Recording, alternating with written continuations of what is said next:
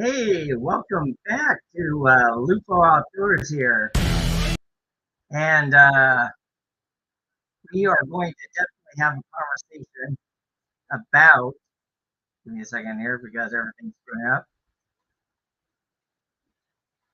up. We're going to talk about SHOT Show this year. This is my first year coming to SHOT Show, and we're doing SHOT Show 2024. And we're going to talk about, how I'm going to strategize, going and meeting people. We're going to talk about some of the exhibitors that are going to be at SHOT today. We're going to talk about it today. SHOT Show is this next week. We're going to talk about some of the product releases we know about that's been released to the public. So I'm not revealing anything that you couldn't find on your own. We're going to talk a little about networking and the importance of the networking at the SHOT Show. And that's a really, really important aspect because what you're developing is your relationship. So we'll go into that a little bit later. We're going to talk about interviewing people. We're going to talk about packing. What should you bring to SHOT Show? What's a great idea and what's a bad idea? There are certain things that people are like, oh, I'm going to take this to SHOT Show, and it's probably not a good idea. And then we're going to talk about the floor strategy. One of the key aspects is before the show starts, SHOT Show gives you access to the map of the vendors area. And there's like 4 different sections this year at SHOT Show. One section I'm not going to go into because there's really nothing in there that specifically interests me or is something I would put on the show floor or onto my show or onto the channel Lupa Outdoors. There's a lot. I mean, they were saying that walking through all the different floors is like 11 miles. Yeah, we're gonna check that out. So there are concerns. Let's see, do we have anybody joining in? Feel free to join the conversation. If you've been to SHOT Show, let me know what you thought and some of your ideas and strategies that you did. If you're watching this after the recording, please put your comments in and let us know your feelings here. But let's talk about the pre-show strategy here. Part of the pre-show strategy is making a plan of what I want to accomplish. And people say, well, that's simple. And it's like, it's not that simple. There's things you should and shouldn't do. I watched this video when they were talking about, hey, if you're coming to SHOT Show for the first time, these things you need to know. One of the thoughts that they expressed that I thought was a really good idea is if someone takes the time at their booth to have a conversation with you and talk about the products and talk about, what you're doing with your channel or, because I'm going as a member of the media this year. Or if you're a buyer and you're going in and you're looking at purchasing, one of the recommendations is to send them a thank you, like an email or a letter. Mostly we do emails nowadays, but send them a thank you email. And, let them know how much you really appreciated their time and how important it was for you and how pleased you were with their response and their courtesy. Just let them know that you appreciate it. It's important. The other thing that actually didn't dawn on me, because you figured if you're at SHOT Show, they're showing things off, that don't start filming in a booth without permission. And that seems obvious, but I hadn't really thought about that before. Because my thought was like, hey, everything's like wide open and so forth, and anything private would be like, in small little rooms in the booths. But that's not necessarily true. So if you're going to SHOT Show, that's one of the things I thought was a really good idea is before you film, ask someone if it's okay. If do you mind if I film, something in your booth, or if I film your booth, um, it's okay to ask for an interview, but you need to be considerate because if they are slammed, and a lot of these guys are going to be slammed, it don't interrupt.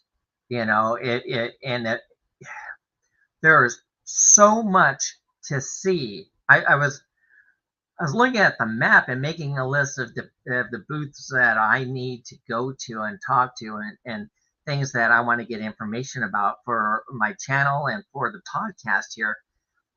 And it's massive. There's so much. Like there's you in it's Tuesday to Friday, and if you spent every waking moment going from booth to booth to booth, there's no way you're going to see everything. It's just impossible.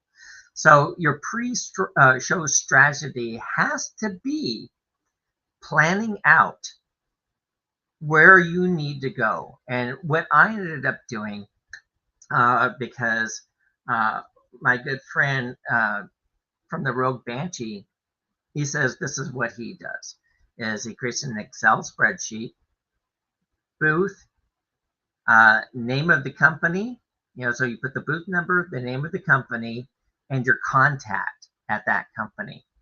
And, if you're first year, you may not have a lot of contacts, but that will be there for next year. And then I put notes. Do I have any notes? Like, am I working on a video that corresponds with what they're doing? And is it something that I can, talk to them about? So I'll put notes in there. And then what I did is once I made a full list of all the different booths, and I mean, Jason goes, you're going to click on every single booth, look at them, look at their web page, see if it's, something that corresponds with what you're doing. So, like for instance, this year is the first year they're doing archery. Well, as an outdoors channel, I want to include archery into my filming. It's mostly been firearms up until this point, but there's going to be archery and more fishing in there as well. And right now, I have a whole giant series of short videos all about bow hunting. So if you're interested in bow hunting or archery, please check that out. That would be really great. The other thing is camping. There's going to be camping gear in there as well. And I think that's going to be pretty awesome as well. But when we're talking about camping and archery, and you don't see much more. I mean, you're not going to see boating supplies and all that stuff there. But some of the other things that I'm looking at are like first aid, like, medic kits and stuff like that. And there's also survival stuff that's going to be there. I have a really high interest in specific things like reloading. I'm really, really getting into 300 blackout right now. I have a video that's going to be coming up after shot, where I actually will be constructing a 300 blackout upper, and then we'll take it out to the range and check it out. But it's just such a cool little round. I have a set, it's a 30 caliber bullet coming out of a 223 shell. Awesome. So we're going to be focusing on, trying to analyze everything. So I went from booth to, and there's like I said, 4 sections, and I focused on 3 sections. And I went booth to booth to booth, and I have a nice big list. So out of that list, if it's someone I absolutely have to talk to, it's a booth I really want to get a contact in and develop a relationship with, I highlighted it in yellow. And then when I have those specifics, you would think, well, you have this whole list. Obviously, you want to talk to everyone. Of course, I want to talk to everyone. But I highlighted uh, I have to see them during the show, period. And then what I did is I made a chart list of, like, if the text is red, it's an absolute must talk to. If it's blue, it's extremely important that I get to them. And if it's green, I would like to if I have time. And I went and I highlighted everything. So even in the highlighted ones, because you never know what's going to happen at SHOT Show, you may just get swamped at a specific booth and spend a long time there. And you have to go from all these different floors, and you have to track down these booths. But having that list allows me to focus on where I need to go next and who I need to speak to. So even in the highlighted ones, I have red, blue, and green. So actually, I have nothing but red.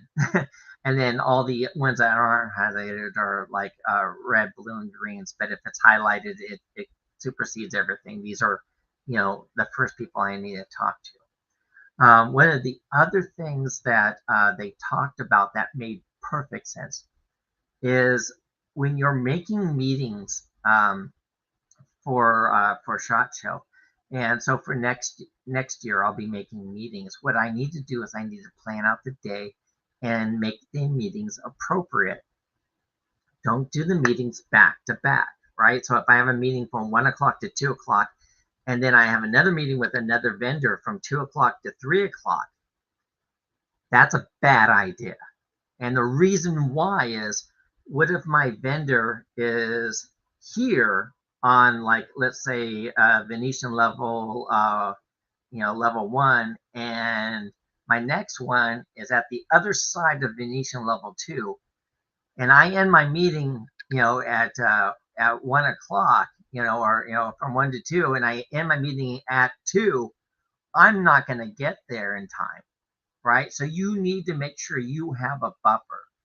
All right. So the best way to do something, in my personal opinion, I've worked trade shows for absolute years. I was an executive staff at the Computer Game Developers Conference, and I did that for about 20 years. And that is just a massive show. But there's times where I needed to make appointments, and the best rule of thumb is, um, if you're going to do an appointment, always give yourself a 30-minute between meetings, at least a 30-minute between meetings. So normally what I would do when I book a meeting is, if I have a meeting from 12 to 1, my next meeting will be from 2 to 3. And that gives me, so if my meeting runs a little bit over, or if it's really crowded, that gives me ample time to get to my next meeting. The other great way to do it is try to book meetings with vendors that are in the same area and close to where you're going. So that's part of the strategy process. That doesn't always work because they don't always release the show floor plan in time. So you're actually making meetings and planning meetings long before uh, uh, we know where the vendors are. So on this different days, sit there and say, hey, what do you got between Tuesday and Thursday? Because SHOT Show closes early on Friday, and everybody flies out on Friday. So that would be my absolute emergency, and I would book it nothing after 11 a.m. Just like first thing on Friday, if you have to. And then talk to your different vendors and say, because this is what I've done with other shows, and it makes sense that it would work in a show similar to this, is tell the vendors that, sit there and say, what do you have from Tuesday to Thursday? What times do you have free for SHOT? And start booking those spots. And then when you're talking to your other vendor, and let's say, you just booked Wednesday at 3 o'clock, and he goes, well, I got 2:30 to 3:30, and you're like, well, what other days, what other times you have to start juggling the times, and then you need to make the list.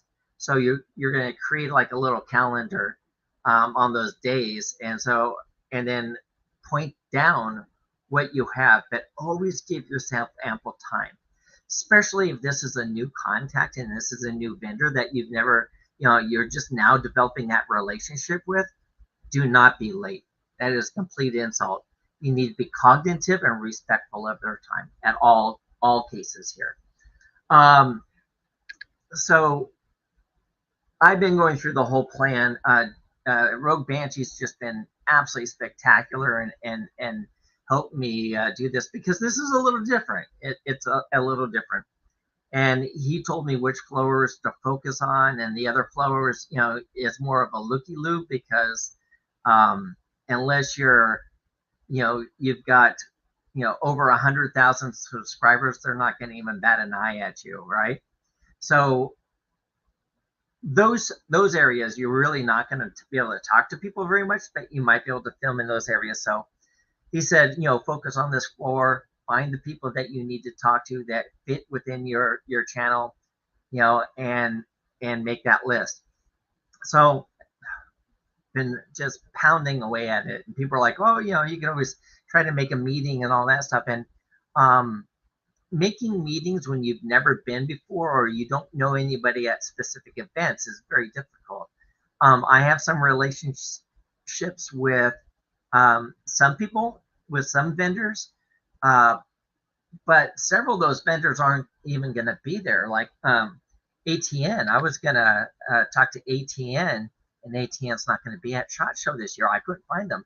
If they were there and I find out later, I'll let you know.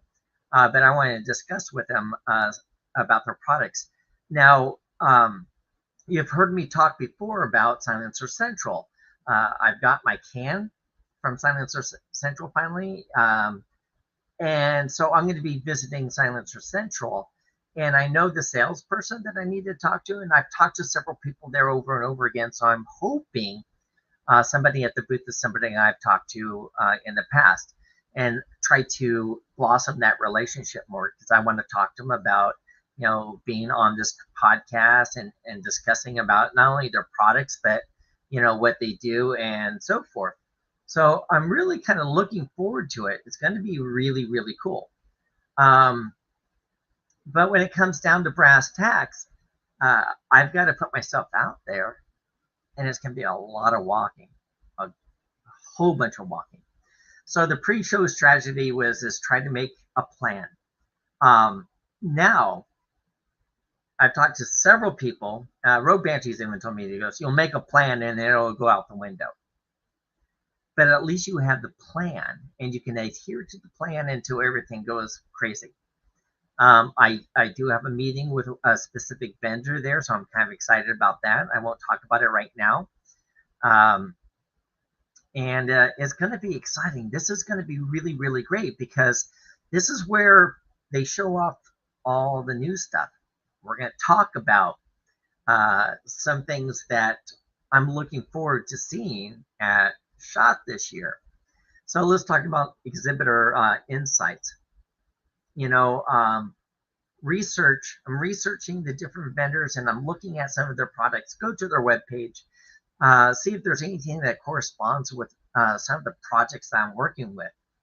So last month in December, several magazines and several news articles talked about the Benelli Loopa HR. Was it? It is the HPR. I'm sorry. I should know that. I've been talking about it forever. So it actually looks like, last year it was released in Europe's SHOT Show, the Benelli HPR Best rifle, it's the Lupo. It's Benelli's Lupo HPR. And what's awesome about this rifle is that it's a long-range rifle and it's a hunting rifle, and it converts from one to the other. So for the long range, you put on a different hand grip that it comes with, remove where the bag riser is, remove the little gap filler there, and you can actually adjust and modify this to be a long range like target rifle.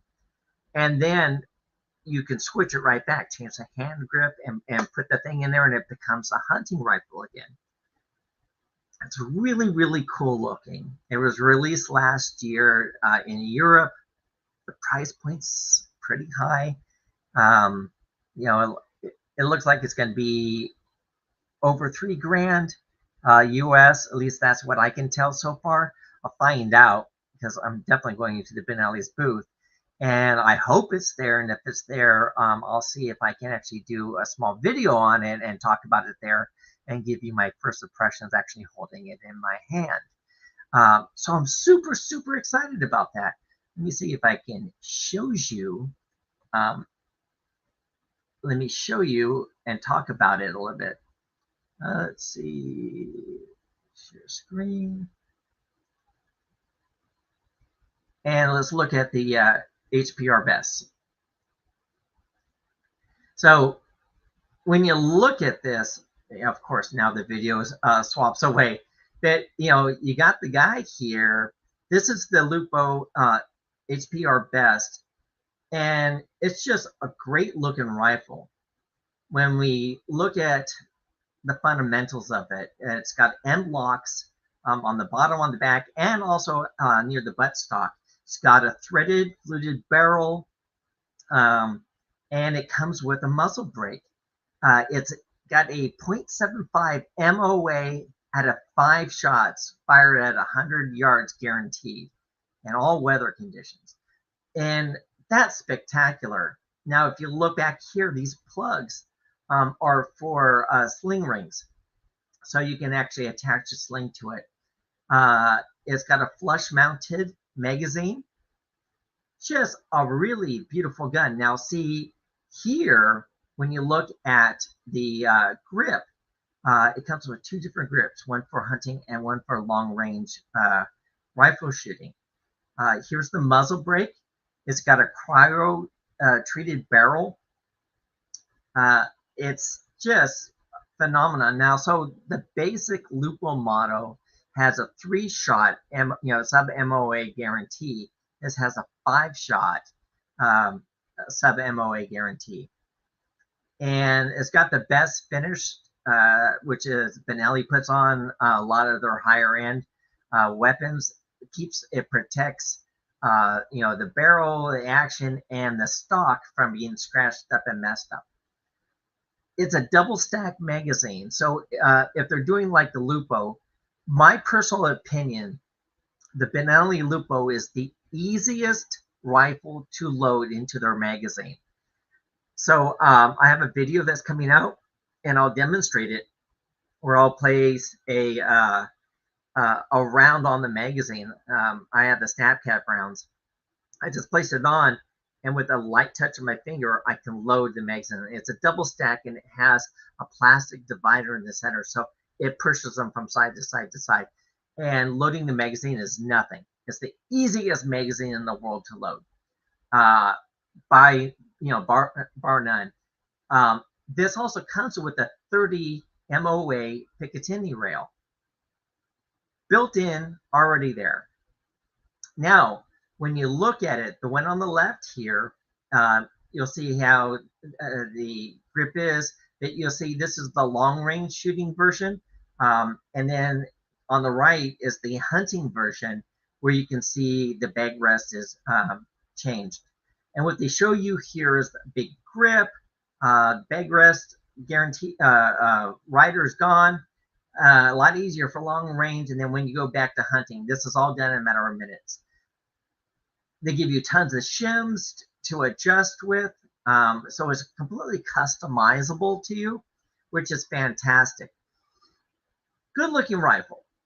Very interested in this. It comes in 2 calibers. It comes in 308 and also 6.5 Creedmoor. Now, that being said, um, we're looking to see what other calibers it's going to come out with. So it's been a year since it's been released and it's been used.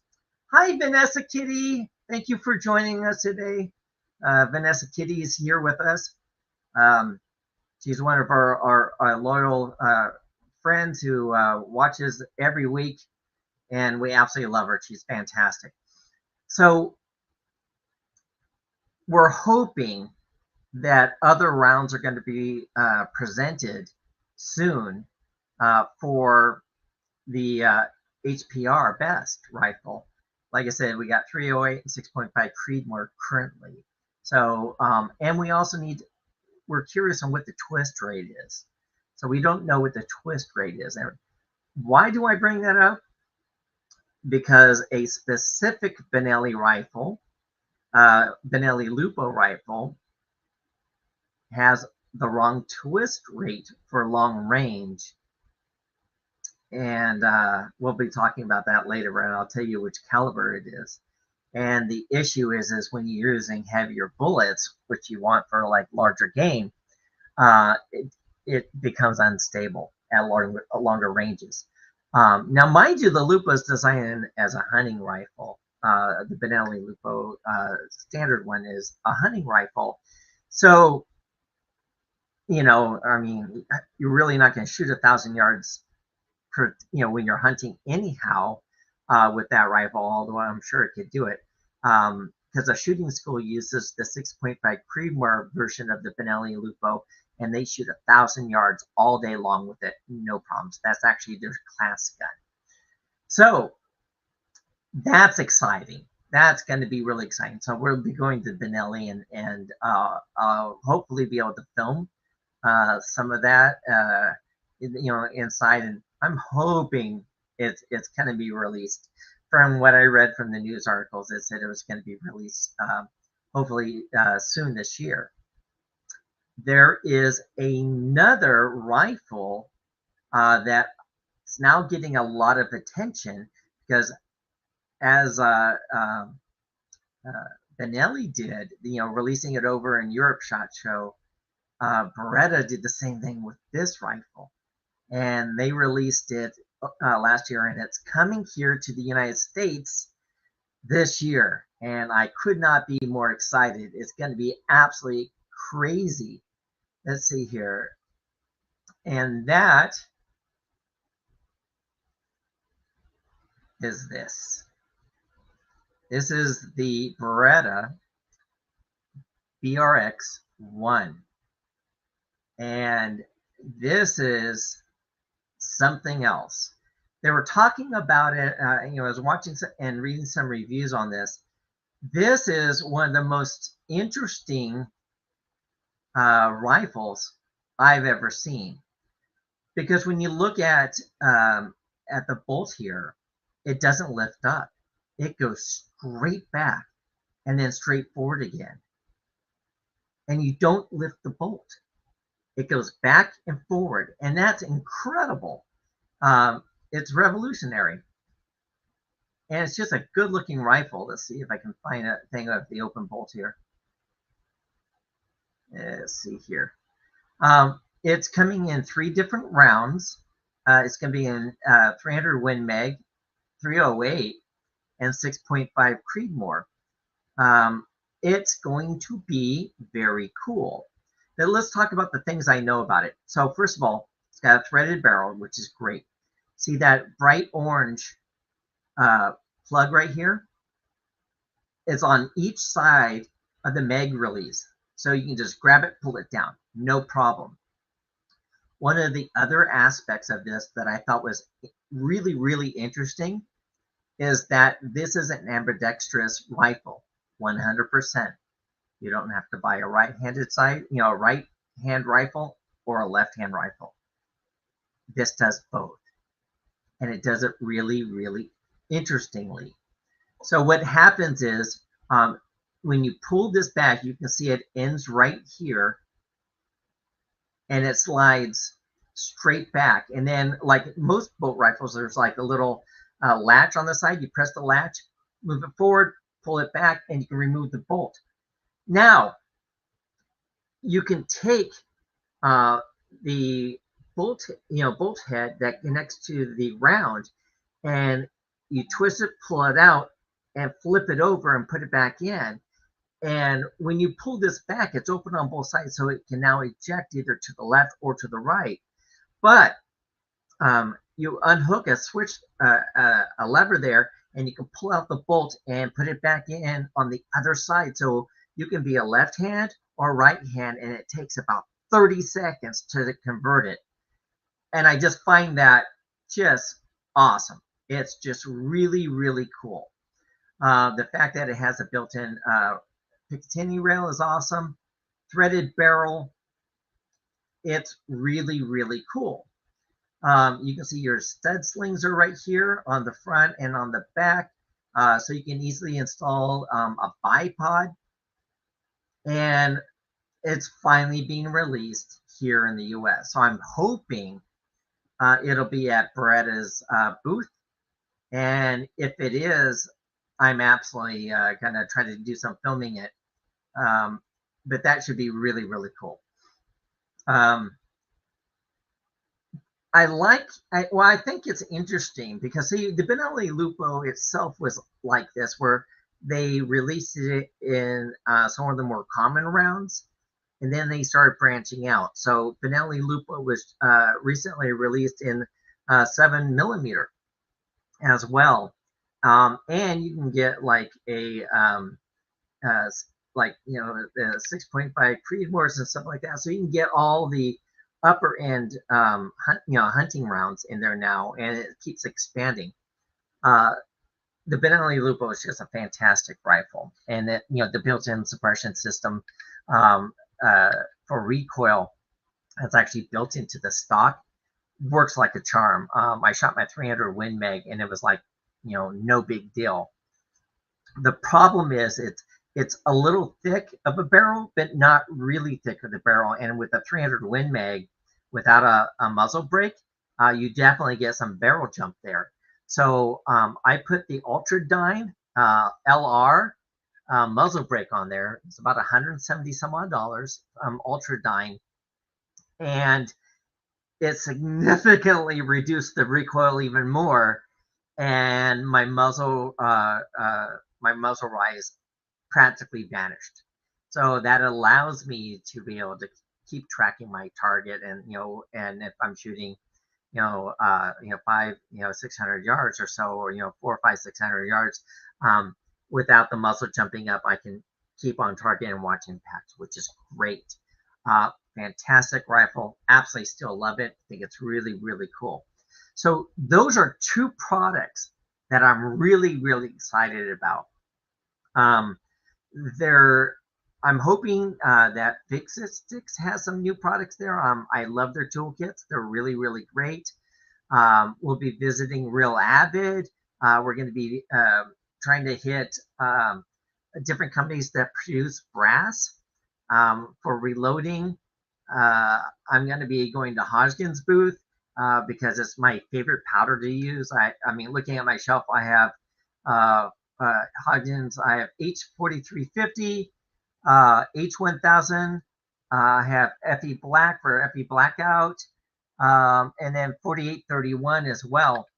Those were the primary powders I have, and then I have another one that I can't even see from here anyhow.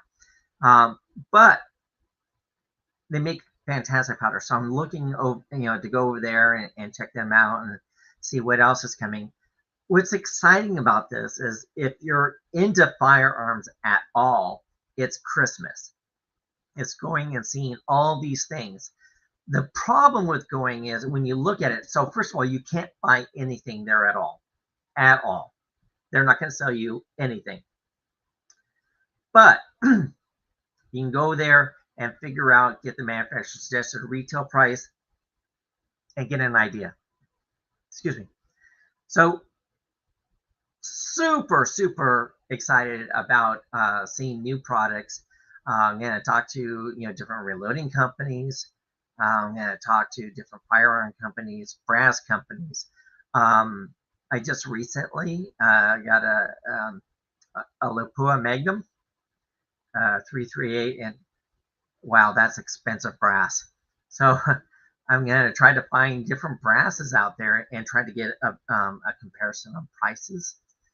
Looking at that, I have some upcoming videos. I have one that's going to be on different annealing. I have a vendor who's sending me an annealer to test out and give an honest review on. Upcoming videos on my side are I'm finishing up my ESP ears. I really, really wanted to test them in all kinds of circumstances and not just go to the range once with them. So I wore my ESP ears when I did my Quest to a Thousand Yards video, and I was fine until I started shooting from the back of the trailer, and then the muzzle brake was activating to the walls of the trailer and is reverberating in my ears. So I switched from the ESP ears over to uh, standard earmuff type um, ear protection.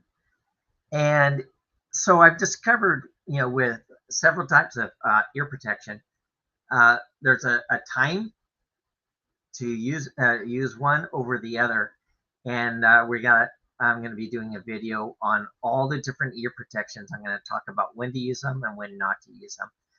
The ESP ears, if you're a shotgun shooter, they're absolutely for you. These are exactly what you need. They're fantastic, and they're so comfortable.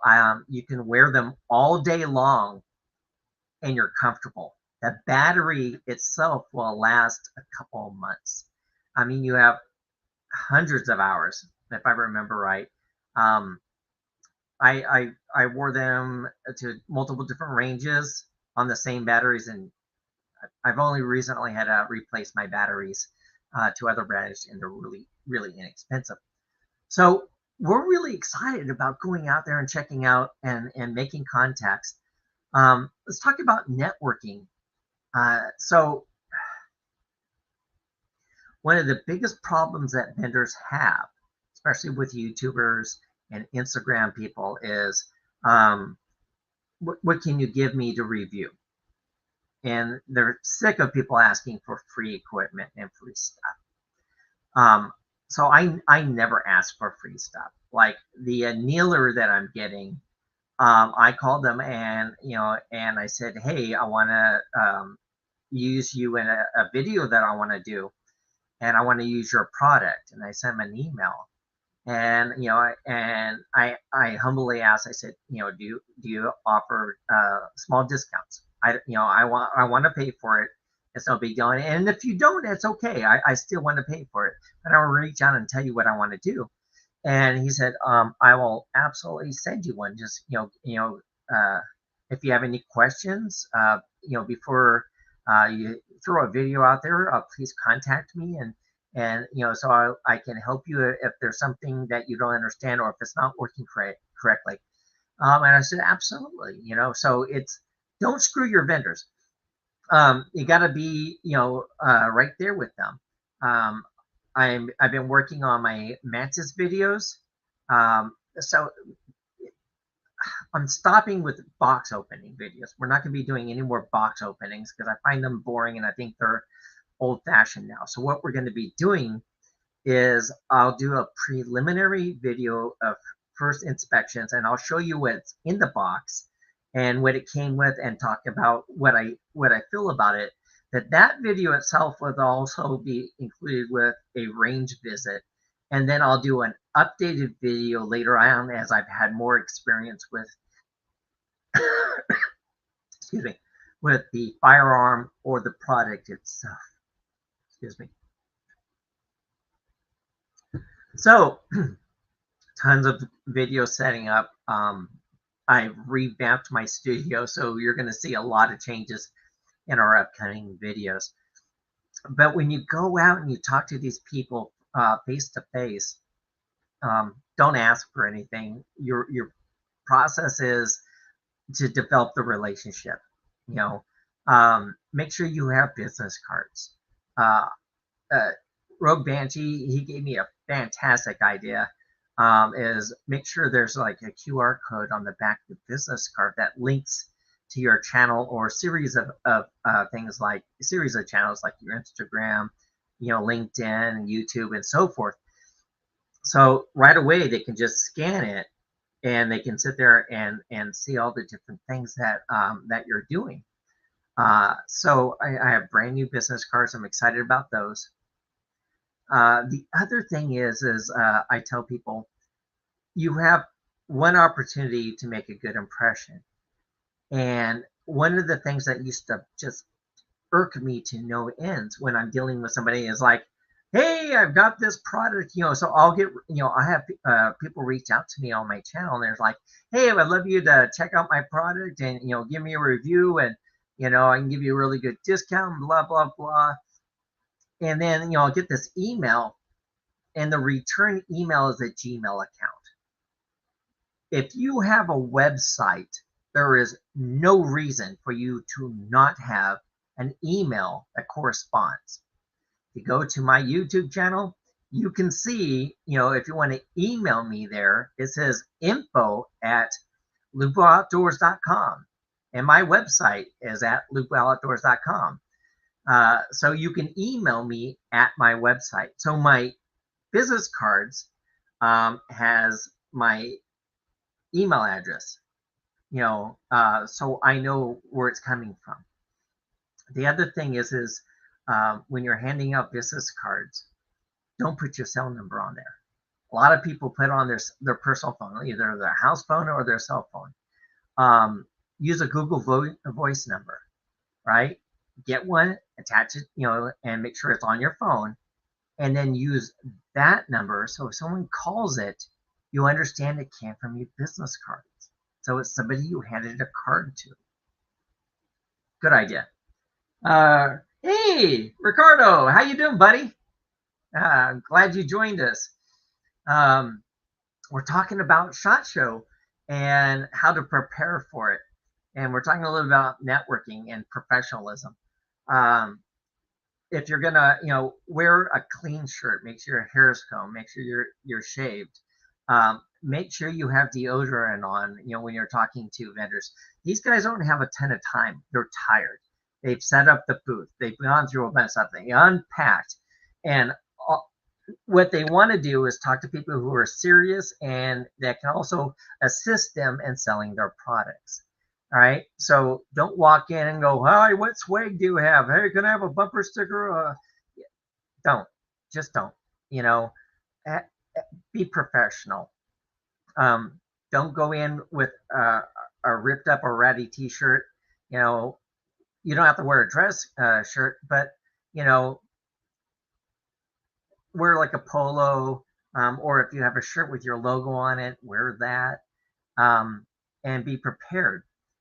So having worked a multitude of different conferences, like I said, I used to be an executive staff at the Game Developers Conference, and I used to lecture at DEF CON every year, so DEF CON's huge as well.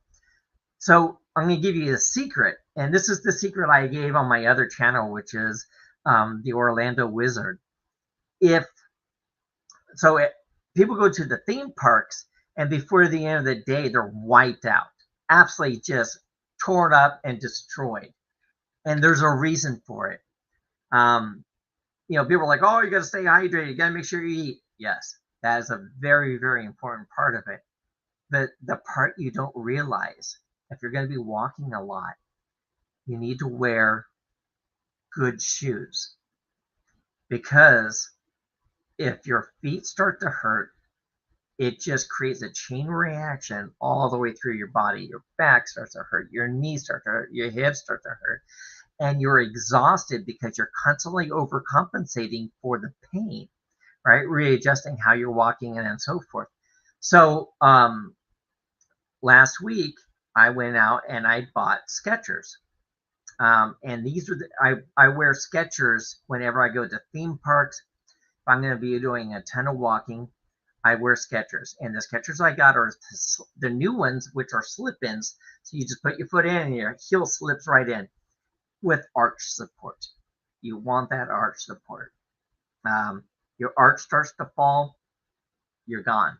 So one of the secrets for lasting a long time is making sure that you have shoes that are going to last you and allow you to walk multiple days through tons of people and not take you down. Now, the problem with memory foam shoes and Skechers and so forth is you can wear them for a while and eventually the memory foam collapses, right? And you wear them out. And you can usually start to tell because you're like, wow, they don't feel as soft and comfortable as I used to. And that's the time to get rid of them and buy a new pair.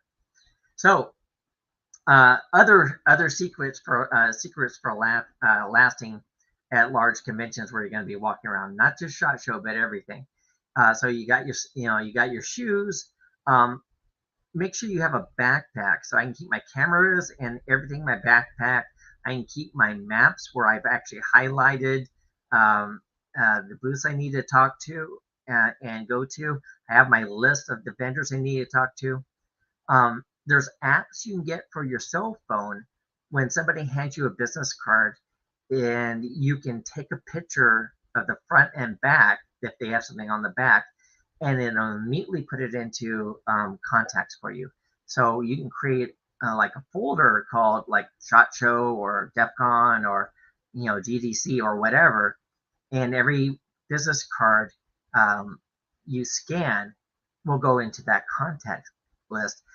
The other thing you should do is write a note. So if you don't have that, you don't want to do that, make sure you have a pen. And then when you're done with your conversation, you have the card on the back, write a small note to yourself of what you talked about and what your next steps are. So when you're going through 100 different business cards you gathered at the end of the week and you're wiped out, you know exactly who you talked to and what the conversation was about. Good safety tip. So we've talked a little bit about the product releases.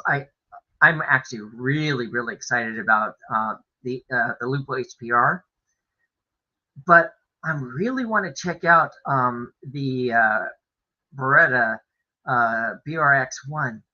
The other thing I didn't tell you about the Beretta BRX1 is that if you want to change your barrels, let's say you buy the 308 and you want to shoot 6.5 Creedmoor, you can remove the barrel, put the 6.5 Creedmoor on, and they said it's about 15 minutes to do that.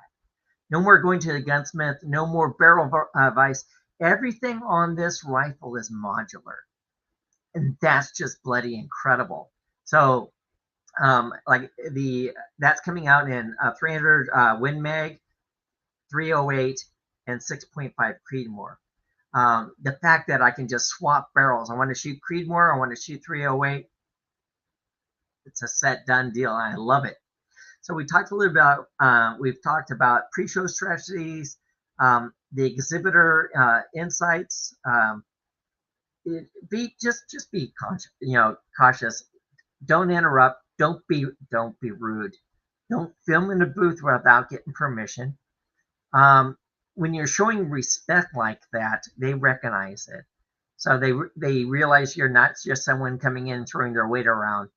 And the last thing you ever want to do is, be thought of as some influencer who has a chip on their shoulder, because they can complain to SHOT and you can be permabanned forever. And that's just not what we want, right? It's going to be really impressive. It's going to be a lot of fun. I'm excited, but I don't even know where to start. Vanessa Kitties, you're back. Yay, we missed you. It's going to be crazy sauce, man. I'm excited. I'm hoping to be able to interview some of the people at the booths this year, but if they're massive busy, I probably won't even ask. What I'll probably do is ask if I could film, or if I can handle the product and talk about it in the videos. So I'm a member of Poma, and it gives him media credentials. You can't just walk into SHOT. it's not open to the public. And I was fortunate enough to get a media pass. So it's really got to be respectful. It's not going to be, you can't just take it for granted. You're not just paying money and walking in. So we're going to try to do interviews. Let's talk about packing. We got about 10 minutes left. So packing for the show is interesting. I've got to make sure that I have my cameras, spare batteries for my cameras. I'm bringing my GoPro Hero 8 and my vlogging camera that I normally bring with me, both of them small and easy to use. And I have spare batteries that I've already charged. Make sure I have chargers for those batteries as well. And then make sure you have all the cables you need. Cell phone chargers, USB to C, USB to micro USB, whatever you need. But the other thing is make sure that you have a power bank. So I have a power bank and long cable. So if I need to charge and film, I can do that. But I also bought the handles where my cameras are going to mount on the top.